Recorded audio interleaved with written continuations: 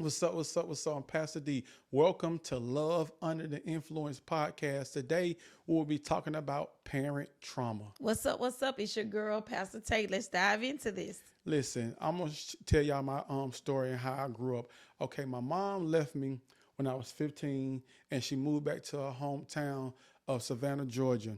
I didn't meet my dad until I was 17, but I didn't use that as an excuse, as a Right. crutch for me to be lazy. I didn't use that as an excuse or a crutch for me not to graduate high school. I didn't use that as an excuse or a crutch for me to say, well, my mom is not here, my dad is Right. not present, so let me just lash out at everybody. Let me be mad at everybody. And not once did I ever ask my dad why did he leave. Not once did I ever ask my mom why did she leave.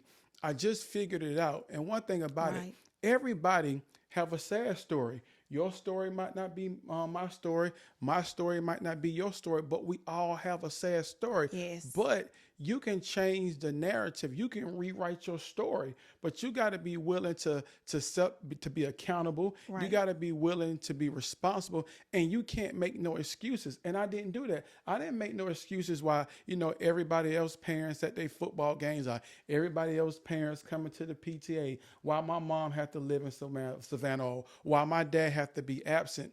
I didn't use that as an excuse. I said, when I have kids, I'm going to make sure I'm Yes. better to my kids than my Yes. parents was to me. I grew up when I was living with my mom with no rules. Since I could remember, I was always able to do whatever I wanted to do. Right. I was always able to have a certain amount of freedom that most kids didn't have. And with that freedom, I didn't abuse it and go out and just say, I'm going to be reckless. Yes, I was introduced to a lot of things at a young age, but I didn't allow those things to destroy me. I didn't allow those things to make me become bitter. Not once was I ever bitter at my mom. Not once was I ever bitter at my dad. Because one thing I know about my mom, I knew she did her best. I Right. knew she did the best that she could do. And I don't know how her mom was to her growing up. Mm-hmm. I don't know how her dad was to her growing up. So I didn't hold her at fault for that. I looked at it as it had to happen. Yeah. It made me the man I was today. It made me the father I was today.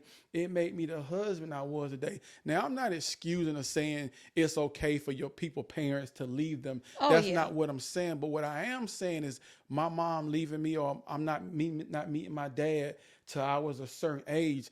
I'm not holding them that against them. I'm not Right. mad at them because I turned out good because I made a decision to say I'm going to turn out Yeah. good. I turned out good because I made a decision to say I'm not going to allow my dad not being in my life to prevent me from being a good Right. father. Now, granted, a lot of things as a man growing up that I should have known, I didn't know, Right. but I learned. And once I learned, I said, okay, I'm not going to make that mistake again. I'm not going to do this again. I'm not Right. going to do that again. So I didn't use that as a crutch for me to be lazy. And so many times people use certain situations as a crutch for them to be like, okay, your father wasn't in your life. So what you gonna do about it? You Right. can't change the situation. All you can do is evolve, grow from it, and learn from it. Yeah. I can't every time I see my dad, oh, you wasn't in my life. That's not going to change the situation. Yeah. What's going to change the situation is me saying, I'm going to be a better man. I'm going to be a better person. I'm not going to use it as a Right. crutch. That's not going to be my excuse to be sorry in life. Mm. Well, you and I, kind of have a different set of stories or life Hmm. story. My mom died when I was 9. I was the oldest of 4 children. And my mom taught me how to comb hair. I didn't know that she was training me for her exit. Right. Mm. I didn't know that. I didn't know she was training me for her exit. And I use all of those things as an excuse. Hmm. My mom died. I use that as an excuse to be reckless. Right. Not knowing at the time, but right after my mom died, I was molested by my cousin's baby daddy several times. And when I told people, nobody did anything about it. Hmm. Nobody said anything. Nobody did anything. And I think that that's what opened the door for me to be promiscuous for me to desire a man. I think that the rebellion was already there, but I think that it just opened up a door. And I think that when that door opened, people already viewed me as a grown kid or a grown child. So it was easier for them to just throw me to the wolves because they were tired of me. But I was hurting. Right. I was hurting and I felt betrayed. I'm like, where's my mommy? You left us. My sister was 6, my other sister was 3, and my little brother was a year old. Like, how do you die at 26? How do you leave us? I couldn't grasp that. So I started looking for love. And I had my dad, I had my stepdad, but he was so heartbroken and tore up, he ended up being strung out on crack for many years. And I think that when it was my excuse, that anger in me, it was just like, let me do whatever I got to do. So I ended up in an abusive relationship from the age of 12 to like 14. And this guy, 18 years old, you don't have no business, you alone having sex with me, but you don't have no business putting your hands on me. But I thought that was love. So I found myself in situations where I craved for him to beat me because I felt like if I start with him, you know, he'll love me or he'll be there for me. And I'm a child, but he dating girls his age and I'm homeless. I'm sleeping from pillar to post. So I got to put up with this mistreatment because I felt like, well, he gonna feed me. And that's back when Subway, I think like footlongs were like $5 back in the day. And I look at that type of stuff and I'm like, man, how did I get in that situation? But my decision to be rebellious made nobody want to be bothered with me. And I stayed with my cousins and ended up going back with the cousin who baby daddy tried to molest me. Now he the husband and he's still trying to molest me. Now the first time he succeeded in molesting me, but the second time, now I'm old enough, like I'm ruthless. I'm full of anger. Like it's either kill or be killed at this point. I ain't gonna just let you. So now I'm running away and I'm starting this running away spiral. And it's like, man, like I need to go talk to my mom. So I used to walk from my granddad's house all the way to Simpson Road. And I don't even know how far it is, but I know it's like a 10 to 15 minute drive. So I ain't no telling how long the walk is. But I used to walk over there and go to her grave site. She didn't have a plot on her grave, like a headstone, but I knew exactly where it was. So I went, and that was a place like I'm asking her, help me. Like I'm telling her I'm by myself. I'm asking her for direction. And I'm like, these people you done left us with, they are failing us, man. Like you left us in charge. You left these people in charge of us. And these people don't care about us, you know? And I remember like wanting to be loved. And I never found love, real love, until I met you. Yeah. And you know, like for me, like growing up, people don't understand, you know, like these kids these days, a lot of them are raised too soft. Like with me, like I didn't have nobody to buy me school clothes. I didn't have nobody to buy me nothing for my birthday. I didn't have nobody to buy me nothing for Christmas. Everything like for school's clothes, I had to hustle. I had to gamble. You know, I had to do whatever I had to do just to buy me school clothes for the next year. And the only reason why I graduated high school because I played football. I love playing sports, football, baseball, and track. So I know in order for me to do those things, I had to get good grades. You know, could you imagine you looking in the stands, everybody else's parents is in the stands, but your parents nowhere to be found. You know, like awards night, you look in the stands, everybody else's parents in the stands. You look up, your parents nowhere to be found. Right. And I don't know why my mom was the way she was, but I do know she loved me. Yeah, she did. But I don't remember like one football game that she ever came to. And you know what I'm saying? So not saying that stuff bothered me, but you look at everybody else, say everybody else's parents is there, but my parents is nowhere to be found. Right. And then you look at some kids today, they are so entitled. Like I remember me and my brother shared clothes. My brother 3 years older than me. So I remember if he would wear something to school, this only my ninth grade year, because my mom left, I think when I was in the ninth grade or going to the ninth grade, one of them, but that was only 1 year. But when I know I had to figure it out for myself, Yeah.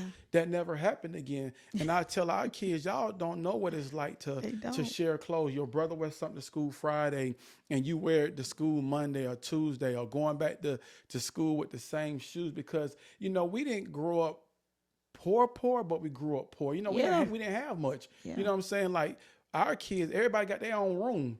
Everybody got, they had their own space. And it's 7 of them. Like, you're right. Until my brother went out to the Navy, we shared a room. Yeah. You know what I'm saying? So it's like they sometimes they don't know how good they had it because they never experienced anything but the best. You know what I'm saying? Right. So even at times when we was going through, even in times where we was, suffering in silence, they never knew. You know what I'm saying? Because I remember that year when we had a meeting with our kids, we was like, how do y'all feel about what we're going through? Their response was, we didn't know we was going through anything. Yeah. And that's how it should be. Our kids shouldn't know about the things that we go through. But when they get old enough to know, sometimes they need to know the sacrifices that we did to make sure they had the arrangements, the right. payment arrangements. We made sure to make sure that they had, us or the borrowing money, right, to make getting sure loans that they had. And I'm not saying that this you throw this stuff up in your kid's face, but a job as a parent, you don't have to go over and above for your kids. You just have to make sure they have the basic needs. I know for me growing up, when I was in elementary school or middle school, when my mom cooked certain things that I didn't eat, I went to sleep for dinner. It wasn't no options like, if this person wants Chick-fil-A, they get it. This person wants Taco Bell, they get it. This person wants Pizza Hut, they get it. Ooh, the story of our life. And it wasn't no such thing as I get a combo. I'll give you a combo. You don't get no combo. You get a cheeseburger and you maybe get a cup of water. It's not you get a full combo to yourself. And as growing up, I never remember going anywhere with my mom, out of town, nowhere, no vacation. I never remember going on a vacation with my mom. I never experienced that, except except for when I was old enough and we took them on a vacation. I never remember going on a vacation with my mom. So a couple of years ago, was 2018, we was able to take, I think it was 2018 or 19. We took my mom and dad to Disney World for a whole week. That was something I always wanted to do. Yeah. But I never remember as a child my mom taking me anywhere. Yeah. And the story about my mom and dad was they split when I was I don't even remember, but I was a baby. And like I said, I didn't meet my dad again till I was 17, and my mom and dad ended up getting back together. They got married 3 times. So it's like the stuff that I went through as a kid, I don't think my kids could have went through it. Like they me and you, we it. bought our first house when we was 23. Yeah. We got married at 21, and I look at my kids at the age now. When we were that age, we was far more advanced than they were. And you know what I'm saying? But it's a part of us, being parents. And a lot of times as parents, you only do your best.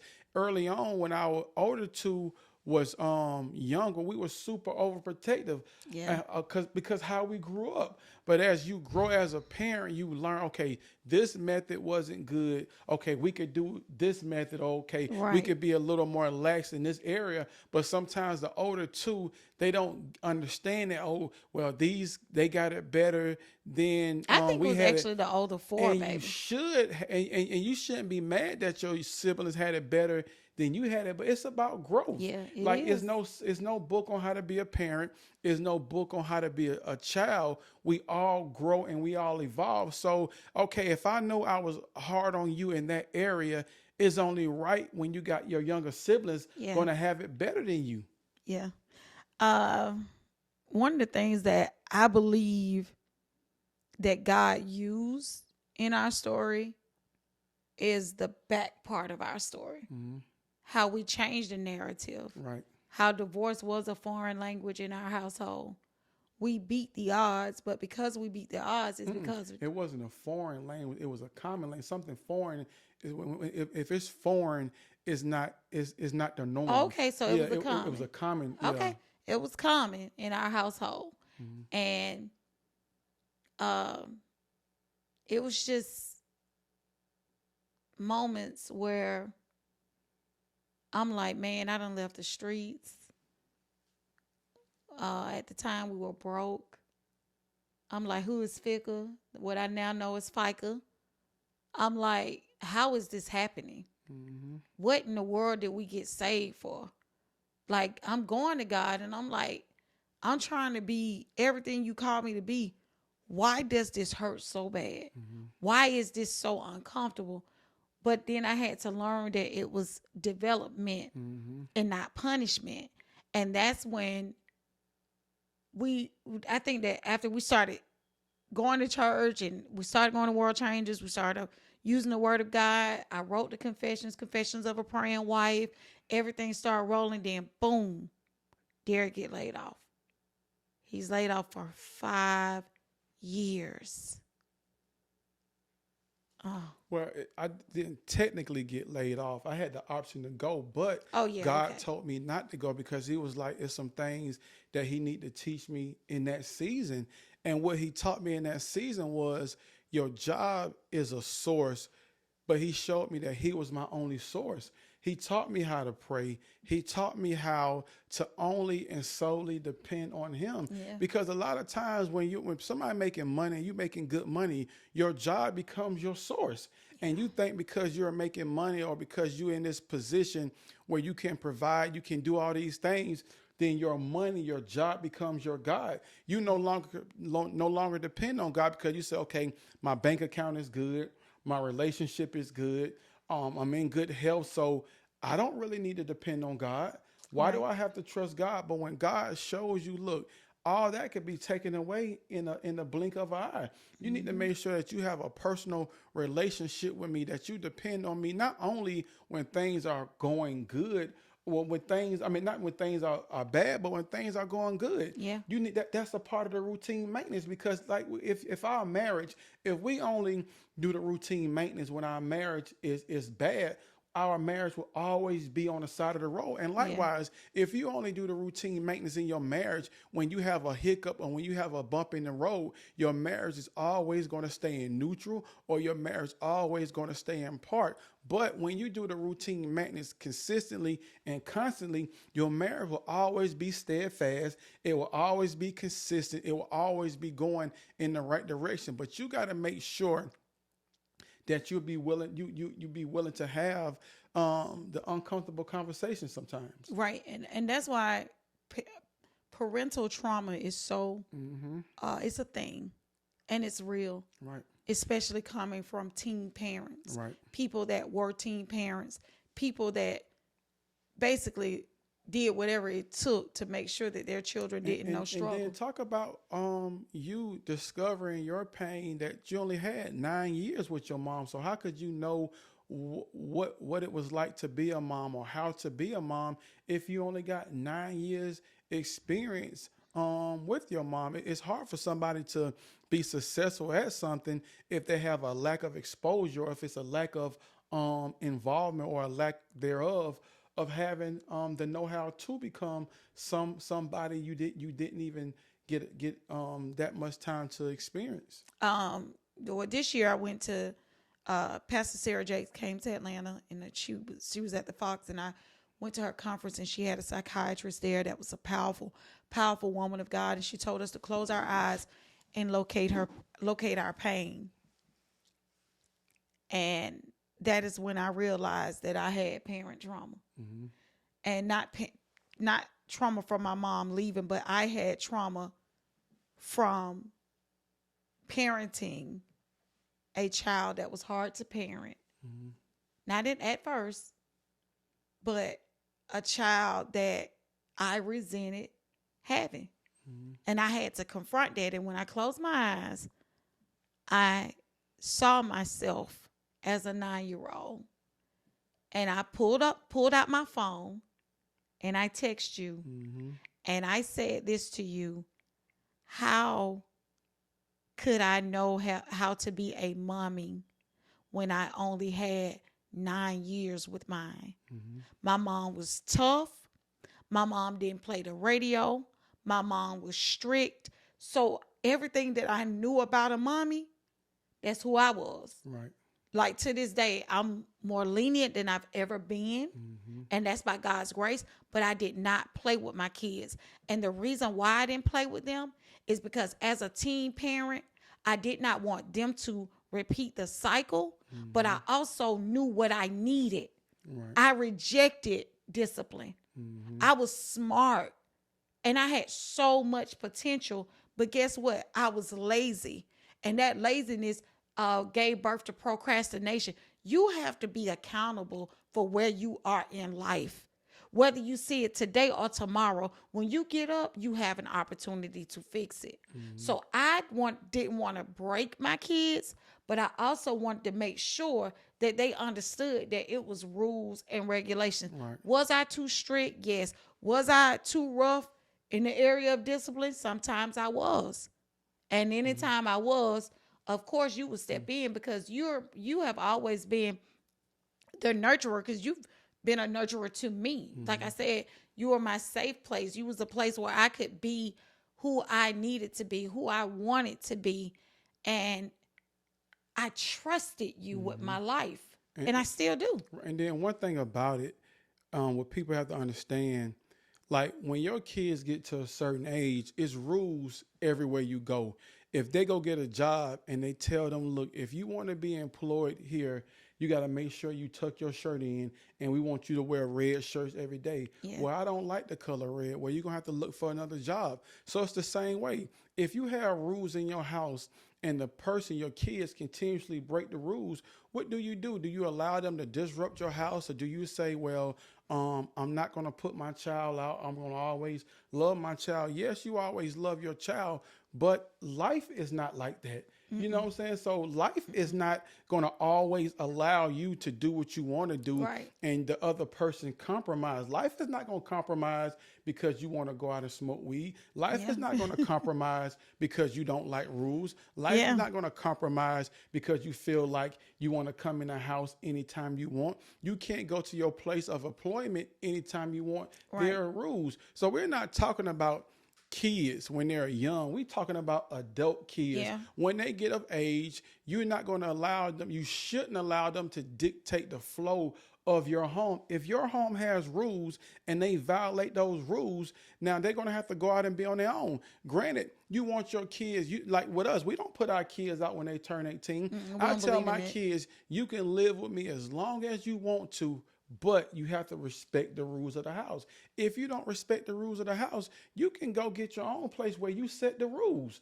It's rules everywhere you go. If you go to the courthouse and they tell you you can't talk while the judge is talking, and if you do, these are the consequences that comes along with that. Right. And if you decide to talk and they lock you up, you can't say, well, how did I end up in jail? They gave you the guidelines. They gave you the boundaries that you couldn't cross. So likewise, once you give your kids the boundaries that they can't cross, once they reach a certain age and they continue to do it, what's left for the parent to do? I'm not telling nobody to give up on their kids, because we pray for our kids daily, but there are rules in the house, and if you don't want to follow the rules, then go get your own place where you set the rules. Where our kids live with us, we don't require our kids to pay any bills.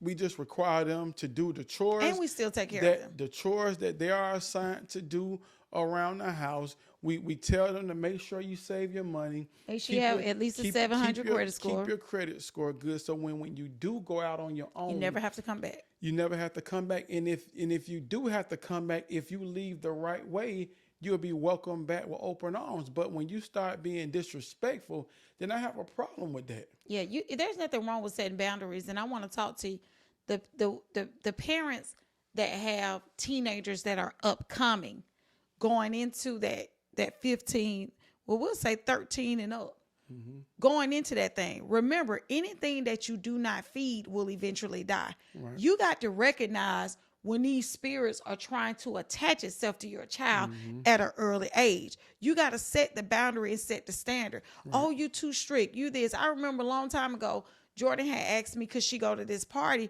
And my spirit was like, no, don't let her go. And the party ended up getting shot up. So you have to be very, very careful not to let them manipulate you Right. into making a decision. Listen, parenting is this: me doing whatever it takes to make sure that you have better than what I have, me making sure that you are structured, me making sure that you understand that although we take care of you, guess what? You still have a responsibility outside of this door once you grow up. Mm-hmm. The decisions you make today will affect your tomorrow. We're going to have to do a part 2 on this, baby. Right, right. I'm Pastor D. And I'm Pastor Tay. Peace. Peace. Be sure to join us Friday for our Q&A at Open Wings Ministries on Instagram. Yes, and don't forget to follow our other social media platforms, Octavia Roberts 97 on TikTok, and also Open Wings Ministries on Facebook. Listen, guys, don't forget to like and subscribe so that you guys will be notified whenever we go live.